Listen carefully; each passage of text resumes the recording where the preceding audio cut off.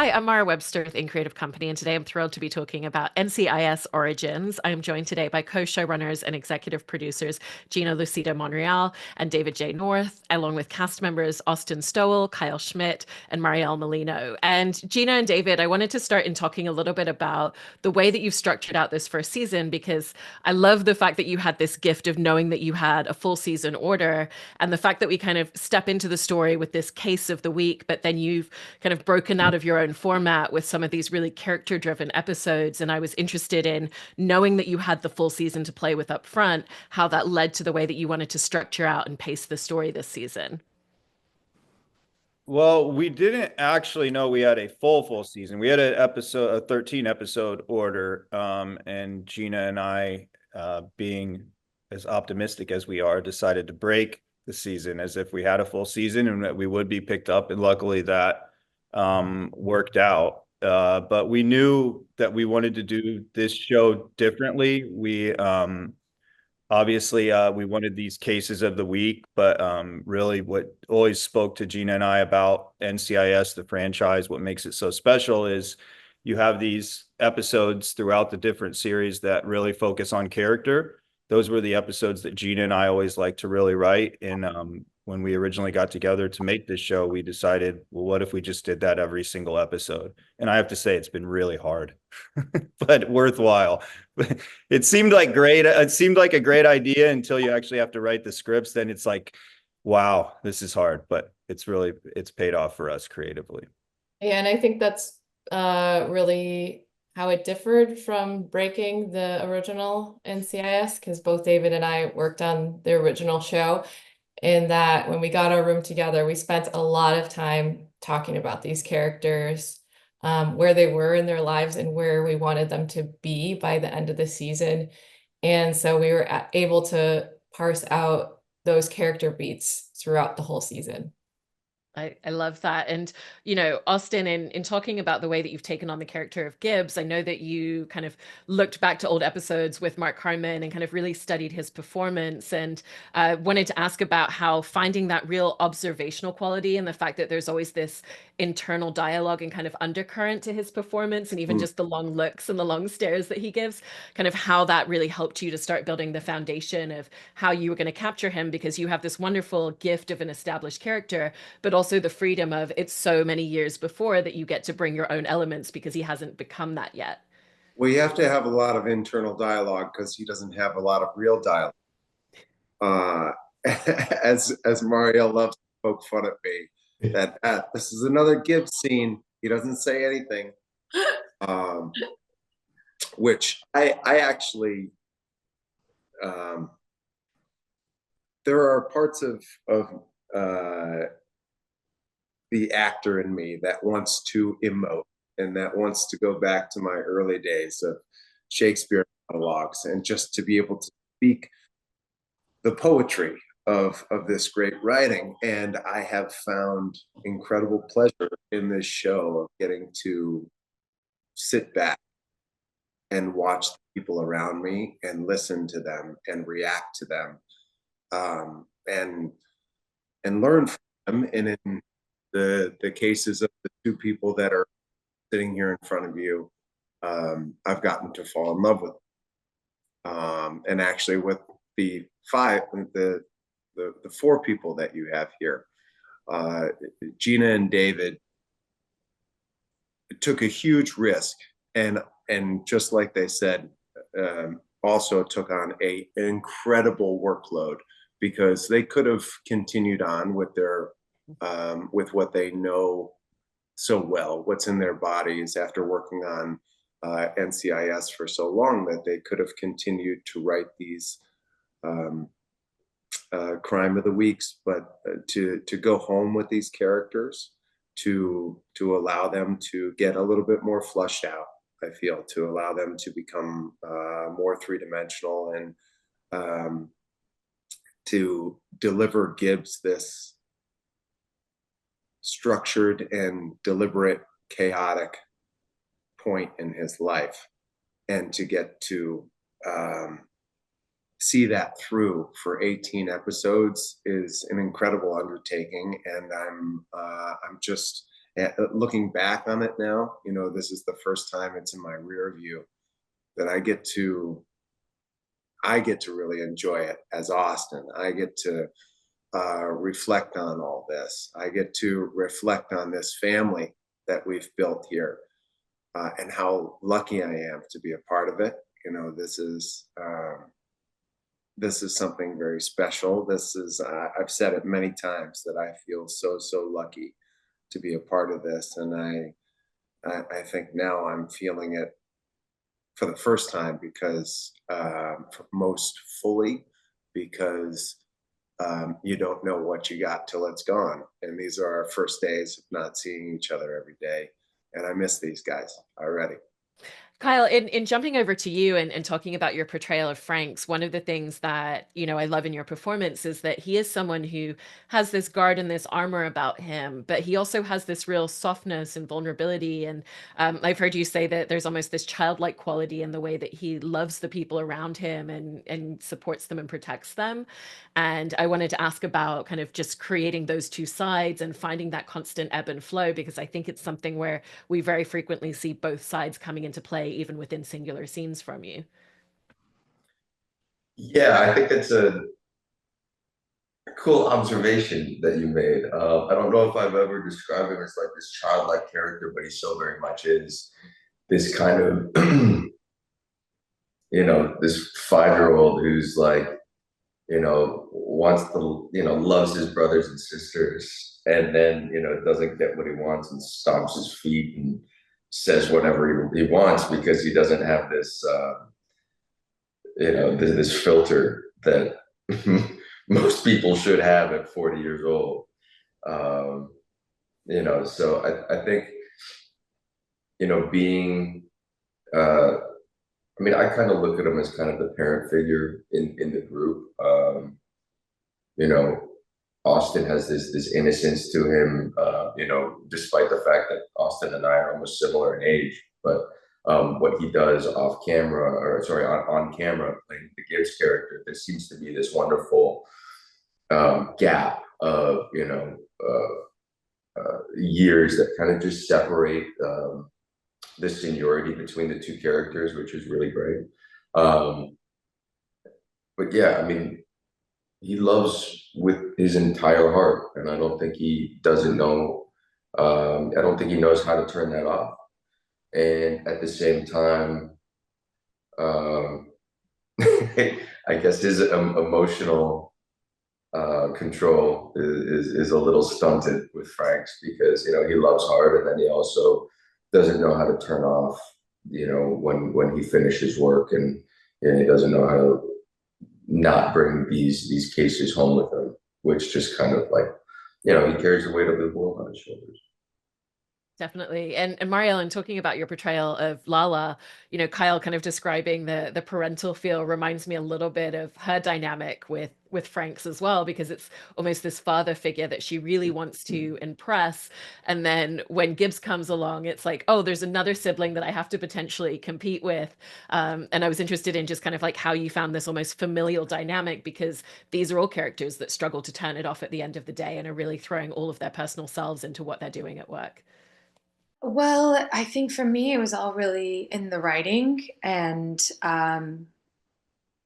trying to find out, you know, why Lala was challenging the character of Gibbs so much, and why she was questioning him, and also questioning Frank's. And I think throughout the season, they do have a very familial relationship, and they question each other time and time again. And I don't know, it's been interesting to kind of re-examine where her position lies in the team once Gibbs comes into the fold. And I think she really feels insecure and threatened, because he is this war hero and he's so capable and he's got great instincts, and it's so it's a lot of the characteristics that Lala has, but in the man form. So obviously that presents a big threat for her. And I think she starts to realize throughout the season that that maybe she isn't as appreciated as she should be. And I think that really comes to head in the last episode. So, yeah. Gina and David, in kind of talking a little bit about the way that you're writing the dialogue and almost going back to what Austin was describing with Gibbs, where, you know, there will be these scenes and these moments where there isn't the external dialogue on the page because that isn't his character and how he expresses himself. And, you know, even with Frank's, there's a lot of times where maybe he doesn't have the full elocution to communicate what he's feeling, but he expresses it in different ways. I wanted to ask about, in the writer's room, really finding those moments where you want to allow your characters to be more verbose, but also being just as important to find those moments where you really want to kind of pull back and allow for those silences and for that internal conversation. Well, David's really good at being the voice of Frank's in the writer's room. So if you walk by, you'll probably hear David speaking as Frank's, which is always a real treat. On the OG show, we used to do a pass. A lot of times on the scripts, a Gibbs pass, where we would take out lines of dialogue and write, he gives a look, because Mark Harmon was really able to do that, and Austin is as well, luckily, able to say so much with a look. For me as a writer, it's been such a treat because we have such a stellar cast, as you know, in these three and beyond. And so it really quickly became voices in my head for me personally, writing these characters, where I could hear the way they talk and the way that they emote, and that made it much easier for me to write, because it was like the voice was already there to access, and that's a true testament to our actors in bringing these characters to life. Was that the same for you, David? Absolutely. I mean, I think once we really figured them out and Gina had them so quickly, and it's like you could see as she started writing, I was just like, oh yeah, I like this. I would watch this show. So it's easy for me to then well, it's not easy to copy her, but it's a good goal. And so I had fun just like jumping on the train with her. I mean, for me, really early on, it was like just finding the truth in them. And then based on if the truth means that they should be silent and there should be that moment, then great. But what I really love about the Frank's aspect and how it's his team is that at the end of the day, he's really a man that fights for the underdog and for those that are vulnerable. And he doesn't seem like that, but he has a lot of empathy. That's why he cares so much about animals, which is what we've seen, but it's really about the underdog. And, you know, when he met Gibbs was an underdog. And I think there's the woman factor with Lala, but also she's, other than being a female in a male world, she's not much of an underdog. Like I always say, Lala is a little gangster. Like she's not going to mess around with anybody. And Frank sees that in her. And I think if Frank's had to be in a foxhole with anyone, I have no doubt it's her. I mean, if he was going to war, it's her. He trusts her. And so once we kind of figured out that dynamic, it became a lot of fun. And then of course there's Randy. Caleb's not here, but the Randy character was just a blast from the beginning, and Caleb is extraordinary. And also in talking about your characters, Austin, Mariel, and Kyle, one of the things that's really great is that each of the cases that we see them step into, because they all bring their full selves, we get to see their emotional responses and, you know, kind of where they try to cover that up a little bit or where they allow it to seep into the case more and more. And so I wanted to ask the three of you about how, when you get the scripts, you kind of look at what is this case and how do I feel like my character's going to feel personally connected to whatever's going on, and how will that infiltrate into the way that they're approaching things this episode.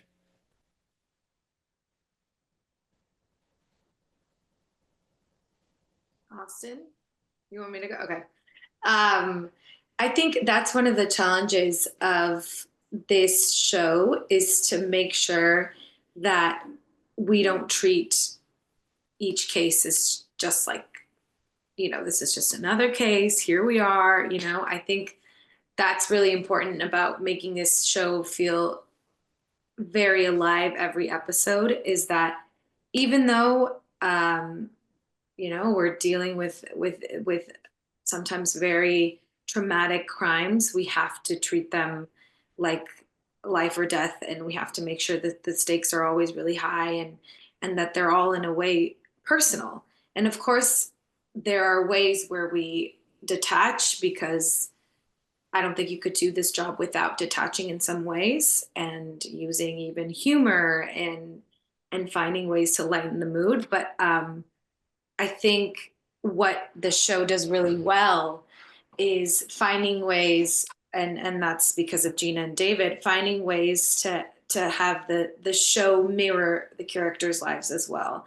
Like the episode that we just had aired, the Vietnam episode with Franks, I thought was incredibly personal and touching, because sure, we have a crime and we solve it by the end of the episode, but in a way it was mirroring so much of Franks's life, and it was like he was coming head to head with who he could have been had he not been saved by Tish, you know. And so I think we all find ways. I mean, I remember there was a episode where, you know, we have a senior citizen who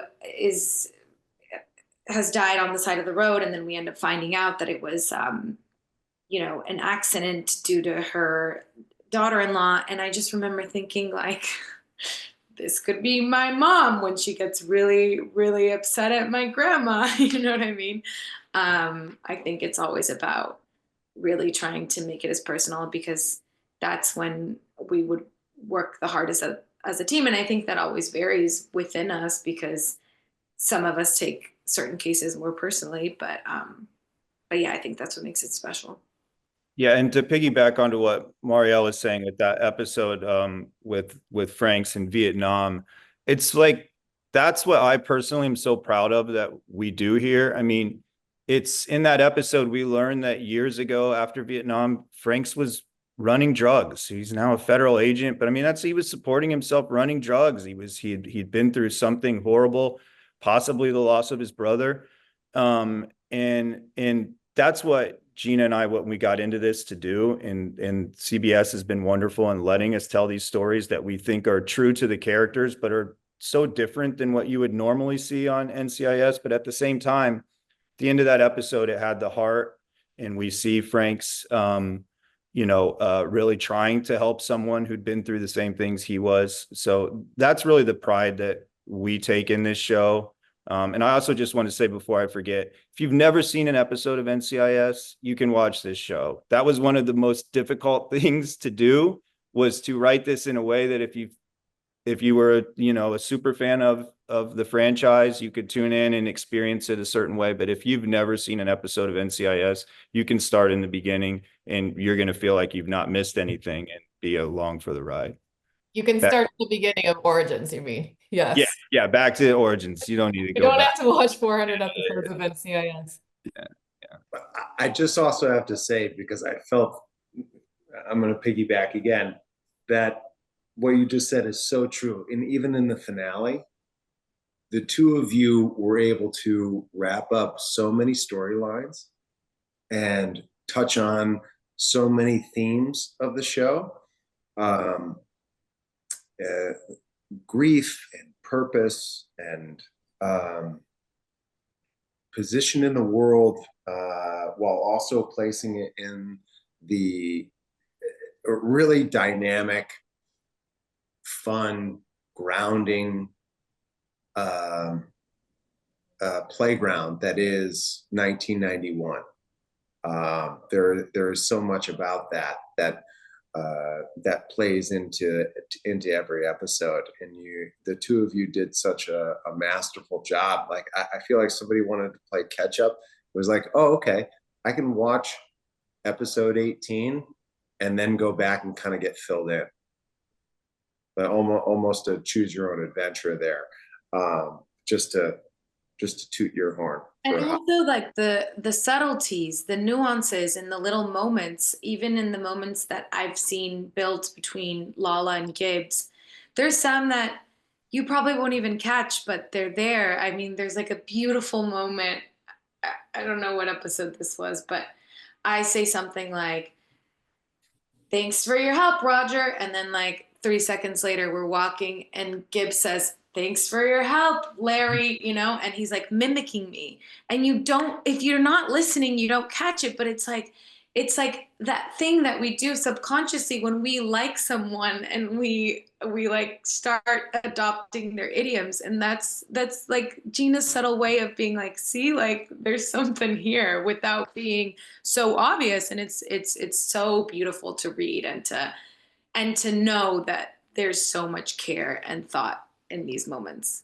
Mariel, you know what's so funny is after she wrote that, I do that to her all the time now, like to annoy her. She'll say something like, we'll be walking down like onto set and somebody she'll be like, oh, you know, good to see you, Michele. And I'll be like, yeah, good to see you, Michele. And that's just it, that you poke fun at the people that you like most. Yeah. And I love that we have this playful relationship. Like Mariel, from the moment that she walked into the room, had the part. Like she was, and you can ask the two other people that were in the room with me, and Mark and Sean as well would go. The only time in my life I've asked the actor to redo something just because I was like blocked. Somebody's head was blocking me. I forget who it was, but like I just wanted to. I wanted to see her do it again because I was so excited that we had found the role. And then I remember, you know, we hadn't made it official and her agent called me and I told her agent that I did that. And I was like, oh, I think I pretty much just said that she got the role. I mean, it's hard not to give somebody the role after you say that. She was this incredible balance between fierce and feminine, which I think is a really tough line to play. That to get real for a second, you know, this is somebody who I've had to trust intimately, and because she was going to know all of these secrets about Gibbs. She was going to know me as a person like few people know me, because you spend 14 hours a day together for five days a week, if not more, for 9 months. And I felt so comfortable with her. There was such a natural magnetism between the two of us, despite my not giving her much in the audition, as she says. But that's our whole thing. Mariel and I can play together, and that's what we're doing. You know, we get to play together as Mariel and Austin, and we bring those aspects of ourselves to Gibbs and Lala. And I think that's what has made that dynamic, that relationship, so much fun to play all the time, is because there are things that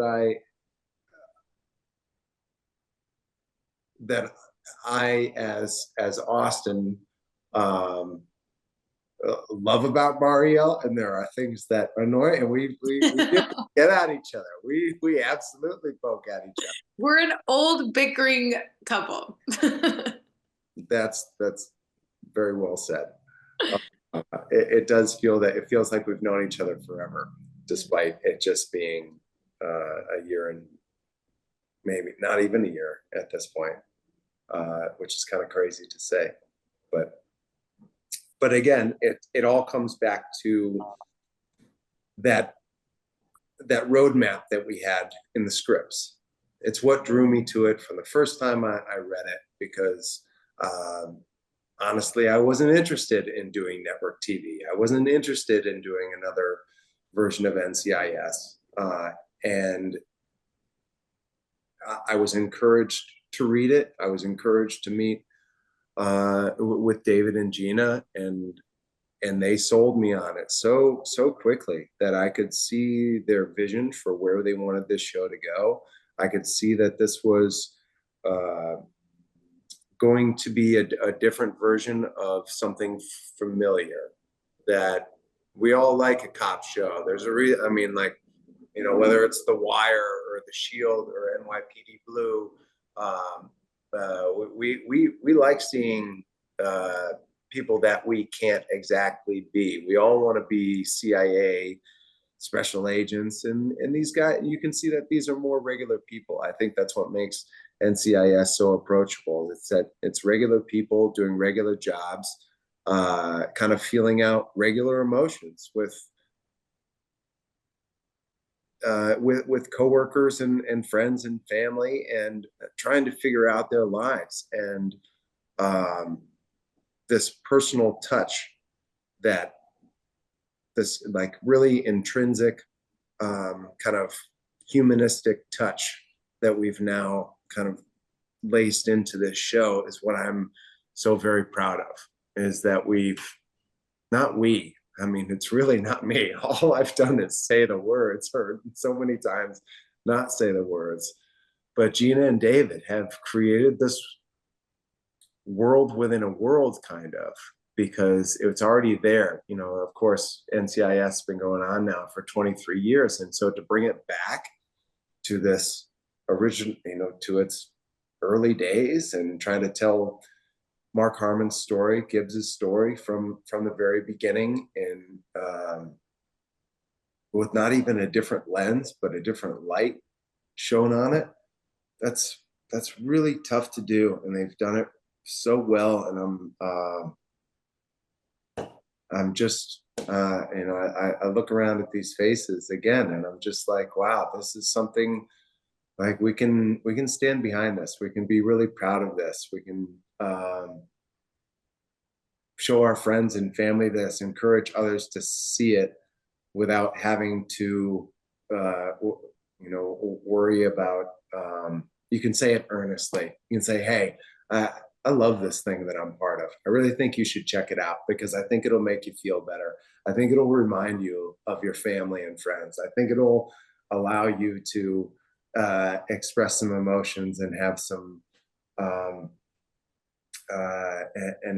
have some escapism from your life. So I hope you dig it. No, it's such a great point. And Kyle, I did want to ask you a little bit about the episode Monsoon, because I think it was such a great exploration of your character. And in particular, one of the scenes that was so wonderful was that scene where he's with Tish at the end, and she, you know, we see her shaving his facial hair and kind of creating that iconic mustache that he has throughout the rest of the show.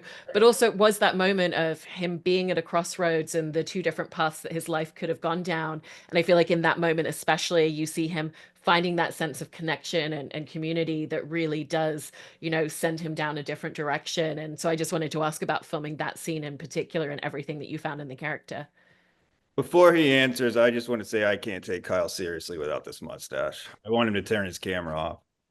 Doesn't feel right. That was a thoughtful question, but without the mustache, it's not one you can answer. I'm sorry. Oh, what about with the boys? There you Like go. this. Okay, we're back. We're back. All right. You know what, David? You sit down. You mind your business. Let me do my goddamn job, David. God damn it, Proby. Speaking out of turn. It's very strange talking about this stuff with zero character in me. But I mean, working with Tony and Scene, I think it was you know, it's been such an adventure. We've accomplished so much in a relationship over the course of, you know, 15 episodes, which, you know, spans a year in a life of a human being. And, you know, we jump into these characters, and we take them on emotionally, and, you know, going into those flashbacks and kind of learning who he was. And, you know, going back to what you said earlier, you do have this kind of innate sensibility about Frank's, that like he's a good person. Like he is genuinely a good person. You can tell when he's drafted. You can tell with the interaction with his family when he receives these boots. You can tell that he doesn't want to dodge the draft. You know, you have him in the show and through the flashbacks with this, you know, Gina and David doing what they do so well. And then, you know, Nick Gomez, who played what's his name in that episode? What was his name? Lena. Tom Molino. Like Nick just gave it 100%, and then you get to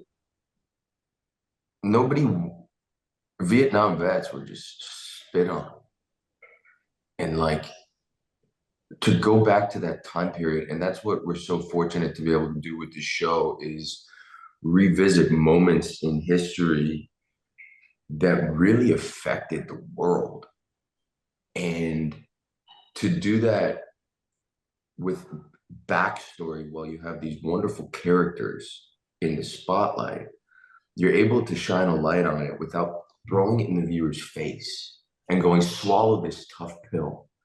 And I think that's kind of the beauty of what this show does is it explores all these kind of socio-political kind of like moments throughout time, from sexism and chauvinism to racism to serious parts of history, and be able to talk about them through the lens of with an audience that is 30 years ahead. Is 2025. It's a completely different lens. So to explore who Franks could have been in that episode, with Nick Gomez, who played Tom Molina, it was emotionally heavy. Austin and I both kind of jump into these characters full bore. I forget where Kyle ends and Franks begins a lot of the time because we're so emotionally connected. We use so much of our experiences as actors, as human beings, to jump into and wear the shoes of these characters, the boots of these characters, and Austin does that so well. I think there's a big reason why you don't have a mustache and I have purple hair right now. Yeah, I need a break. I need a break from playing this guy. So that scene, long answer for a short question, playing that scene and being able to shave that mustache and find purpose again as a human being, as Mike Franks, to be in the arms of somebody who genuinely cares about him after giving so much to a country and a war that rejected him upon his return. It was a very calming moment to have someone shave your face and hold your gaze when nobody would look in your direction after so much sacrifice. So again, kudos to Gina and David doing what they always do. But I think the weight of that episode and what so much of it means can get lost because it's a beautiful thing. Yeah, it's a great episode with so many wonderful details, and congratulations to all of you on the first 13 episodes. Can't wait to see the rest of season 1. I know it will be wonderful, and thank you so much for talking about it. Appreciate it. Thank you. Thank you. So much. Thanks, Mara.